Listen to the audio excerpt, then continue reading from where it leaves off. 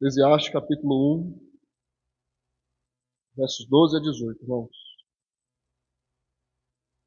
Diz assim: Eu, pregador, venho sendo rei de Israel em Jerusalém, apliquei o coração a esquadrinhar e a informar-me com sabedoria de tudo quanto sucede debaixo do céu. Este enfadonho trabalho impôs Deus aos filhos dos homens para nele os afligir.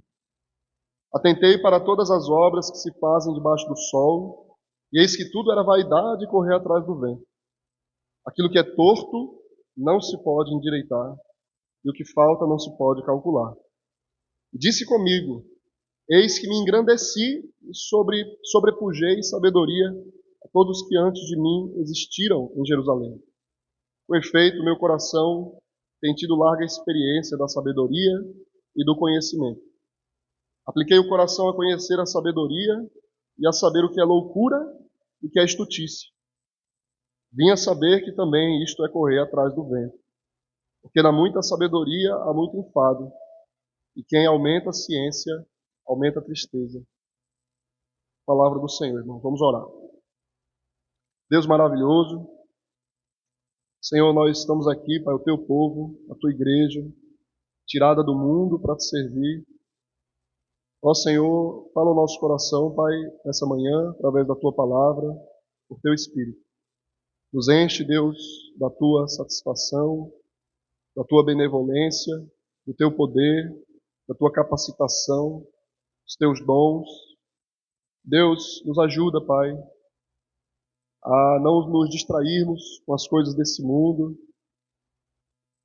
que nós possamos ser convencidos, Pai, de que sem o Senhor, tudo nessa vida debaixo do sol é correr atrás do vento.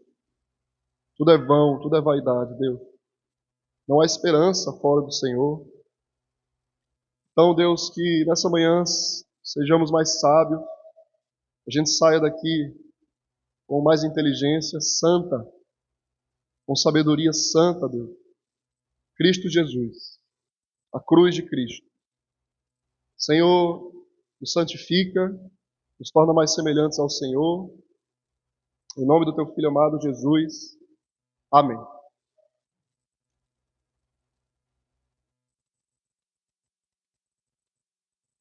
Thomas Boston, irmãos, ele foi um pastor do século XVII, presbiteriano.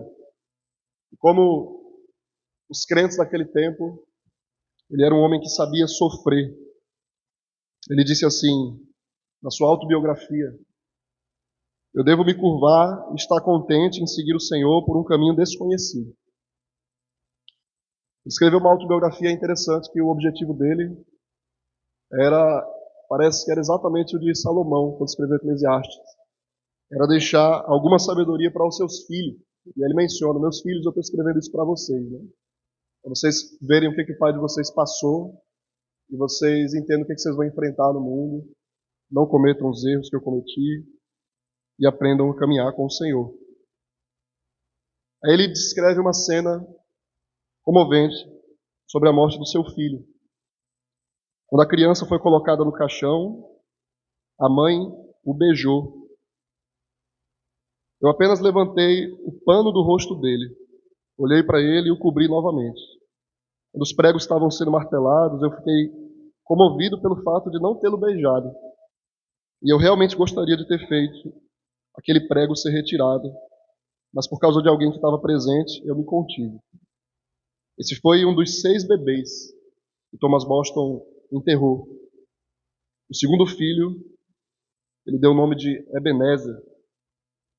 E esse não foi o único teste que Thomas Boston passou na vida dele, né? Como era muito comum naquele tempo. Ele teve que suportar também a situação terrível da sua esposa. O nome dela era Catherine. Ela tinha uma doença terrível. Ele escreve assim no diário dele: Ela era uma mulher de grande valor, que eu amava profundamente. Uma pessoa imponente, formosa, verdadeiramente piedosa, que temia o Senhor, paciente nas tribulações e sob as aflições pessoais e comuns.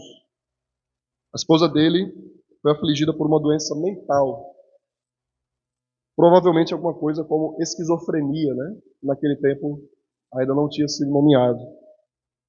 Então ela foi confinada a uma cama dentro de um quarto que Boston descrevia como a prisão da esposa dele. Ela frequentemente era cometida de febres e doenças físicas e era tentada ao suicídio. E ele diz assim: aquele pesado problema que tem mantido a minha esposa em extrema aflição, com a sua imaginação corrompida, isso foi agravado, trabalhado pelo grande adversário para o seu desconforto, o que sempre foi acompanhado de enfermidades e doenças corporais muito grandes e numerosas. Mas, nas complicações das provações, o Senhor teve a bondade de não apenas fazer sua poderosa presença aparecer na preservação da sua vida, como uma fagulha de fogo no oceano, mas também de fazer a sua graça brilhar mais intensamente do que antes. Ele descreve um pacto que a esposa dele fez quando ela se converteu. Ela escreveu assim: eu faço hoje um pacto solene de me entregar ao Senhor e aceito Cristo nos seus próprios termos em todos os seus ofícios. E ela expressou confiança nas preciosas promessas. Mesmo em relação a todas as desigualdades, ela diz, as desigualdades da minha condição no mundo e a minha resistência na morte. Faço o mesmo em nome do meu marido e dos meus quatro filhos. Além disso, irmão, Thomas Boston ele tinha uma saúde terrível. No momento que ele estava com muita dor, muito desconforto, ele registra também no diário dele assim: as fontes do meu conforto correram como amargura para mim na minha baixa condição. Todo refúgio que eu via nesse mundo aqui falhou. Eu estava solitário e em grande aflição. Além disso, os sermões de Boston, eles, embora seus sermões estivessem sempre envolvidos com a sua vida, né, com a sua morte, ele teve desafios como ministro, como pastor. No início do ministério dele, da congregação dele, ele frequentemente tinha problemas com a sua igreja, uma igreja muito difícil. Ele diz assim: estou muito angustiado. Os domingos, que para mim eram as minhas delícias, se tornaram um terror. Aí o biógrafo do Boston diz assim: acostumado às aflições pessoais, familiares, ele a suportou com aquela submissão tranquila e uma resignação inabalável que apenas um espírito de filho pode inspirar. Vendo as aflições como vindo do próprio Pai Celestial, a linguagem do seu coração era: receberemos o bem de Deus, não receberíamos também o mal? Jó 2:10. Então, a submissão de Boston é o que se destaca na vida dele, né? Não é tanto os seus sofrimentos, que é para onde normalmente a gente olha, mas a sua resiliência, sua paciência diante do Senhor. Ele aprendeu que esse mundo falha. Na linguagem de Salomão, esse mundo é torto, né? Não se pode endireitar. Ele escreveu inclusive um livro chamado, foi traduzido em português para Os Caminhos Tortuosos dos Cristãos. Eu vou falar um pouco mais sobre ele depois, porque ele lembra a linguagem de Salomão no verso 15 do nosso texto. Aí, gente, nesses versículos que a gente leu aqui, Salomão ele explica como é que esse mundo é um sopro, né? É vaidade, tudo passa, tudo é temporal. Uma maneira da gente enxergar bem isso são as aflições. De maneira muito prática, né? Tudo aquilo que a gente coloca a mão quebra, se desfaz como farelo. Então, Salomão ele corre para entender as coisas desse mundo. Ele se desvia e ele tenta entender como é que ele pode encontrar algum alívio nesse mundo aqui. E ele faz uma pesquisa, quase que acadêmica, né? Ele escreve sobre as coisas desse mundo como um cientista e ele percebe que tudo é falho, né? O verso 13, vejam aí, diz assim, ó: apliquei o coração a esquadrinhar e informar-me com sabedoria de tudo quanto sucede debaixo do céu. Quando Salomão se tornou rei, Deus concedeu a ele um pedido. Vocês lembram lá em 1 Reis capítulo 3 e 4? Ele pede sabedoria. e Deus concede sabedoria a Salomão. Mas, ironicamente, acontece uma coisa drástica com Salomão. Ele acaba se afastando do Senhor por causa da idolatria das suas muitas mulheres. Ele caminha para a poligamia e ele passa um bom tempo, aí a gente não sabe quanto tempo, afastado do Senhor. Mas ele adquire uma espécie de sabedoria mundana, né? Que é o conhecimento experimental. Ele começa a conhecer as coisas desse mundo, tudo que você imaginar, da moral até a imoralidade, do pão e a falta de pão. Ele prova de tudo para tentar entender esse mundo. Tá? Vocês vão lembrar, por exemplo, que Deus disse assim a Adão: não coma do fruto da árvore do conhecimento do bem e do mal. Aí Adão desobedeceu a Deus para tentar ser como Deus. O que ele queria? Ele queria conhecer o bem e o mal. Ironicamente, Adão conheceu o mal. Só que ele conheceu pela sua própria maldade. Né? Ele experimentou a maldade do seu coração. Foi o que Salomão fez. Ele chama aqui no nosso texto o mal de loucura e estultícia. Né? E ele prova de toda a desobediência desse mundo. Então Salomão ensina a gente que existe uma sabedoria mundana. Qualquer tipo de conhecimento que você adquire sem Deus, por mais útil que pareça, não serve para nada. Mas existe uma sabedoria eterna, uma sabedoria santa. E essa sabedoria é a sabedoria que Deus quer nos conceder. E essa sabedoria é Cristo. O apóstolo Paulo, lá em 1 Coríntios, que a gente já teve prazer de estudar, no verso 19 a 21, Deus diz assim: destruirei a sabedoria dos sábios e aniquilarei a inteligência dos instruídos. Onde está o sábio, onde está o escriba? Onde o inquiridor desse século? Porventura não tornou Deus louca a sabedoria do mundo? Visto como na sabedoria de Deus o mundo não conheceu por sua própria sabedoria, aprove a Deus salvar os que creem pela loucura da pregação. Então Deus, ele humilha a sabedoria desse mundo. O que é a sabedoria desse mundo? É qualquer tentativa experimental ou teórica de tentar encontrar realização. Então a filosofia desse mundo, qualquer escola, qualquer vertente, é frustrante, é decepcionante, não vai preencher o seu coração. Tudo isso é mundano, por mais útil que seja. Inclusive, as verdades, toda verdade é a verdade de Deus, como a gente tem aprendido, aprendeu aqui. Sem Deus, não vale nada. Tá? Então a ciência que as pessoas que não creem em Deus produzem, que eles fazem, é inútil sem Deus. Como é que pôde Salomão, irmão, ser tão abençoado por Deus e cair em tantos pecados, né? Pecados terríveis. Ele sabia, ele conhecia as coisas. Ele sabia qual era o fim das coisas. Mas ele caiu. Ele caiu. Ele caiu na vaidade desse mundo, na imoralidade, na corrupção. Ele caiu tendo muitos privilégios. Mas ele caiu. Aí um pastor resume esse ensinamento aqui.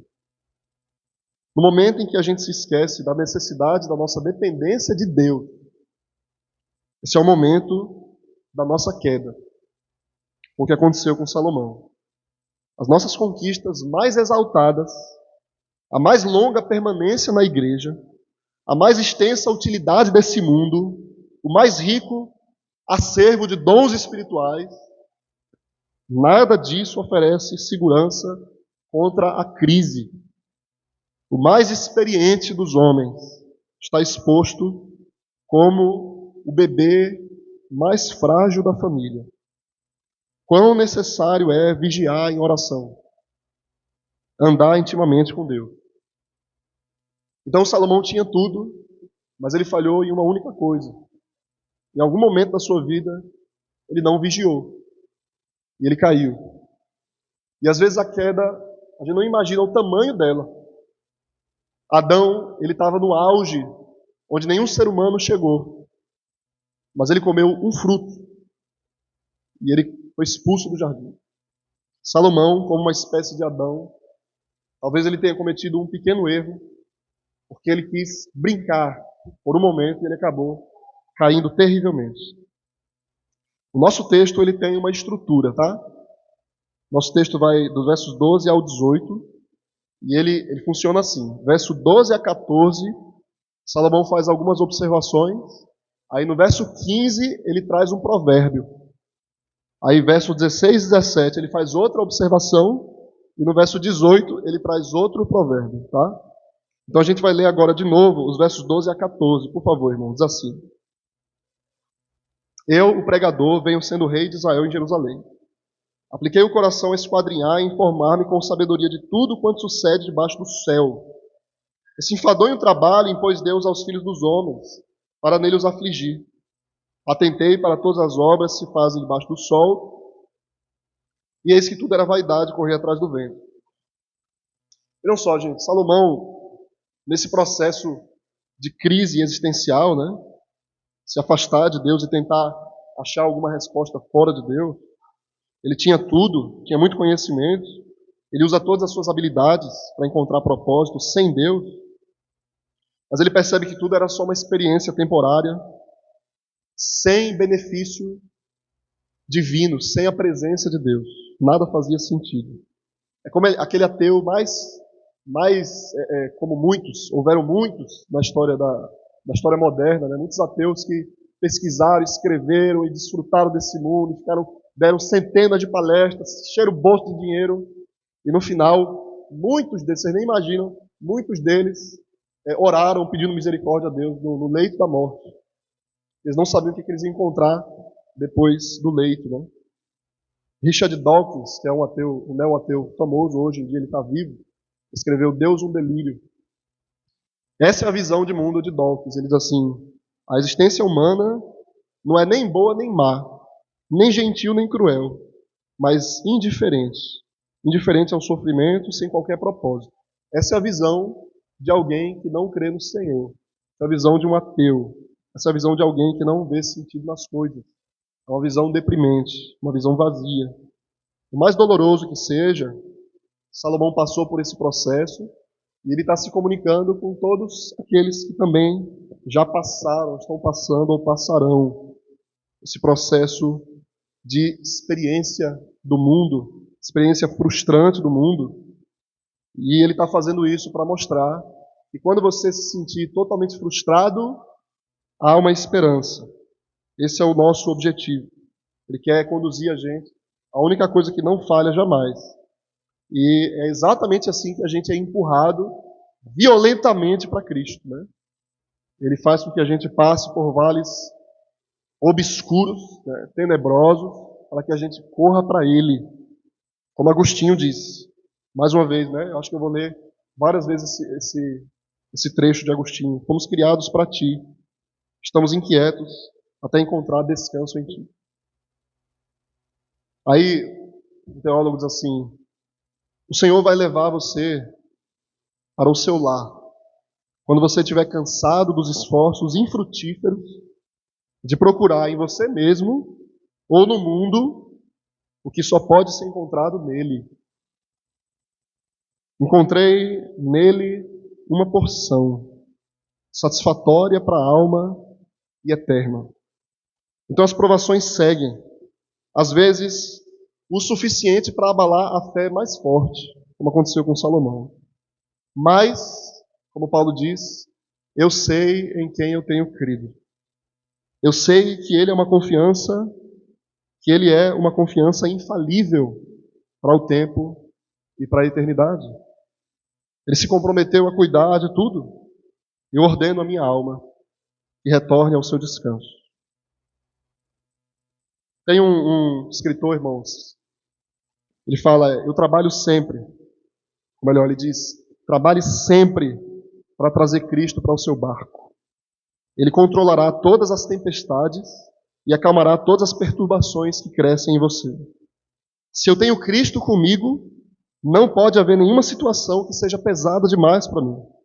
Eu tenho um fardo de miséria e enfermidade interior, exterior, na mente e no corpo, no nome, nas circunstâncias. Cristo tira a aflição de tudo, quando eu considero que tudo vem dele, e tudo corre para ele. Tudo corre para ele. Aí Salomão lança um provérbio para fundamentar isso que ele viu no mundo. O verso 15 diz assim: aquilo que é torto não se pode endireitar, e o que falta não se pode calcular. Isso é um provérbio. Então, esse provérbio aqui, ele está fundamentando a observação que ele fez nos versos 13 e 14. Ele fala que todas as coisas dessa vida são tortas. Você já viu aquele provérbio, aquele dito popular, né? Pau que nasce torto nunca se endireita.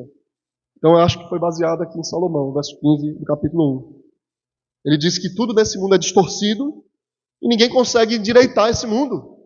A gente fica tentando consertar o mundo, a gente não consegue. A gente não consegue endireitar o que é torto. E ele fala assim: o que falta não se pode calcular. Ou seja, ele não consegue contar porque está faltando alguma coisa.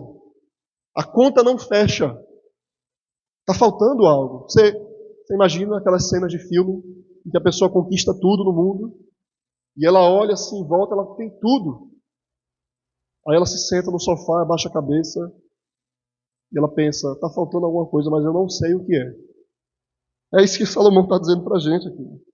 A conta não fecha, tem alguma coisa inacabada.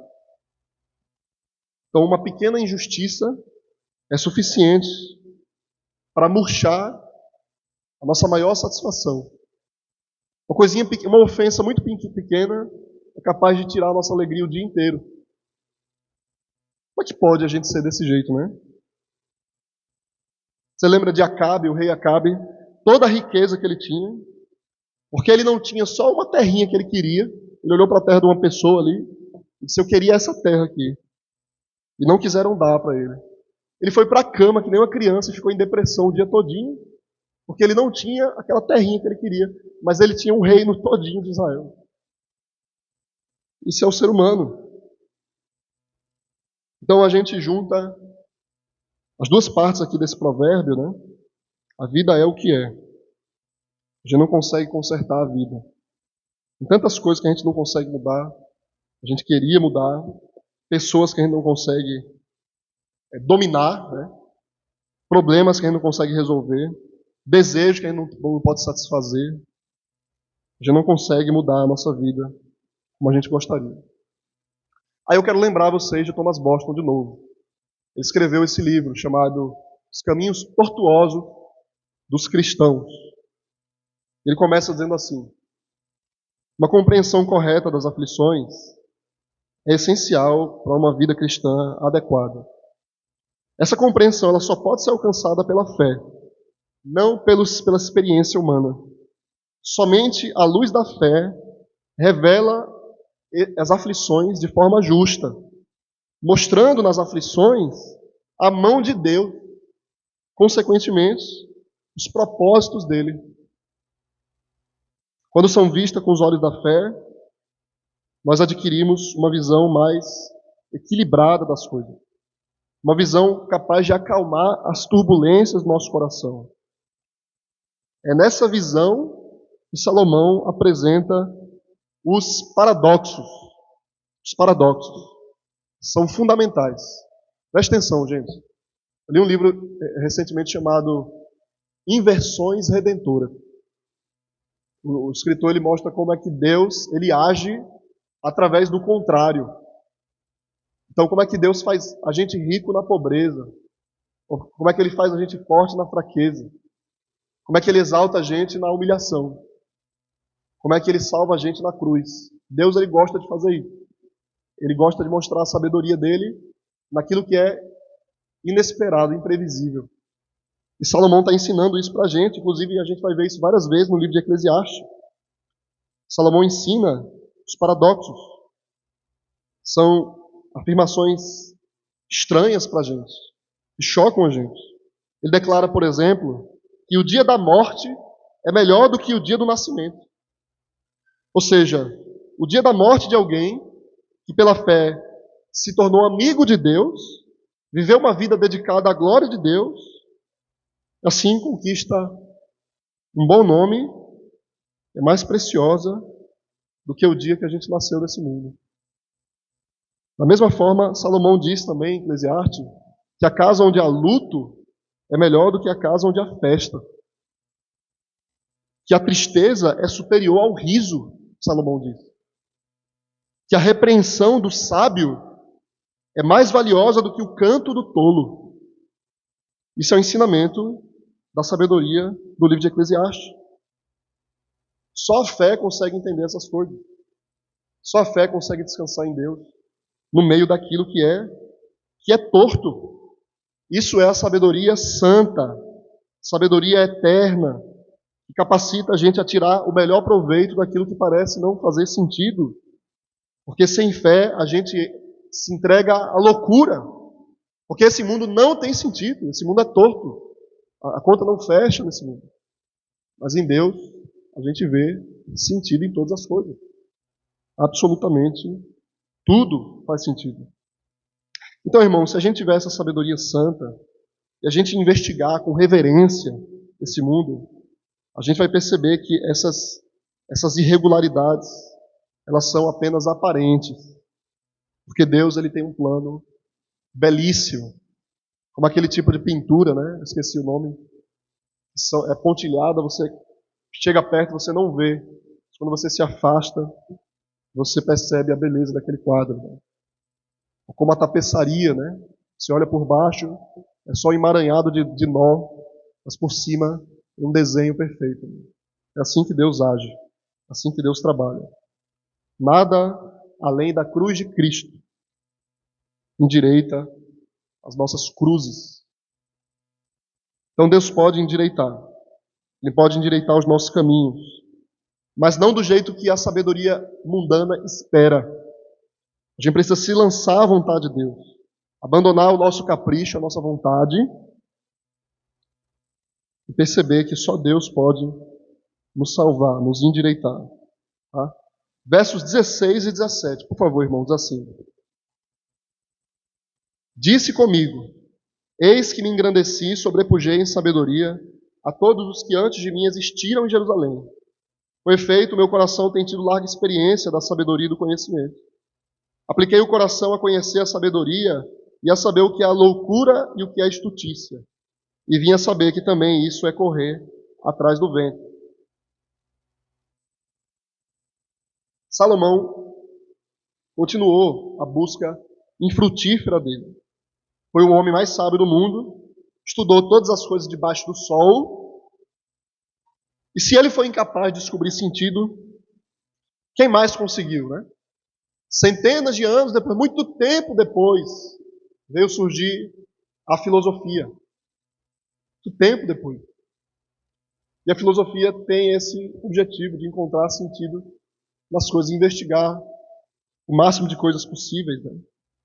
Só que agora Salomão ele faz diferente. Ele vai contrastar a sabedoria com a loucura. A loucura, na linguagem da Bíblia, não é simplesmente a insanidade mental, mas é a desobediência. A Bíblia chama a desobediência de loucura, de estutícia.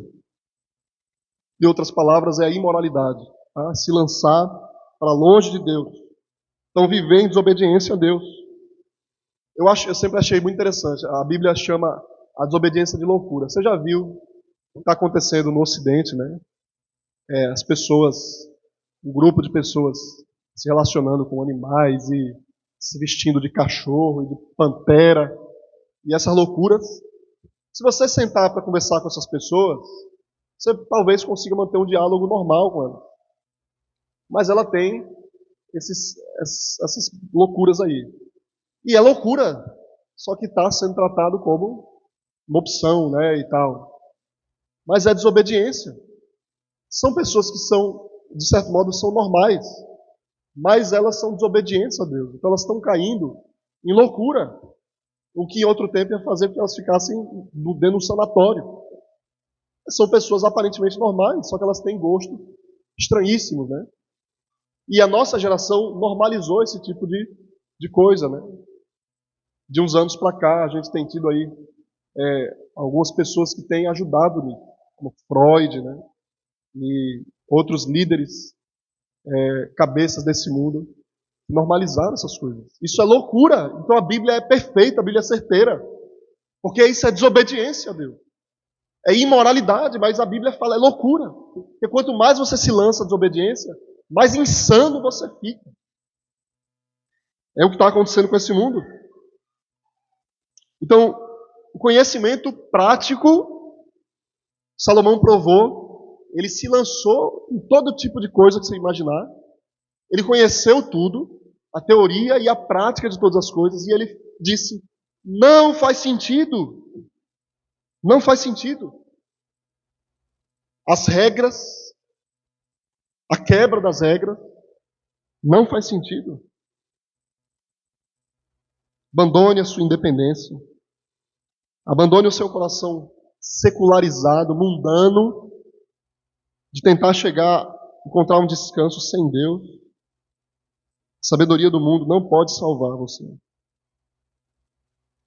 Jesus pode salvar você. O profeta Jeremias, em Jeremias capítulo 9, diz assim: não se glorie o sábio na sua sabedoria, e nem o forte na sua força, e nem o rico nas suas riquezas.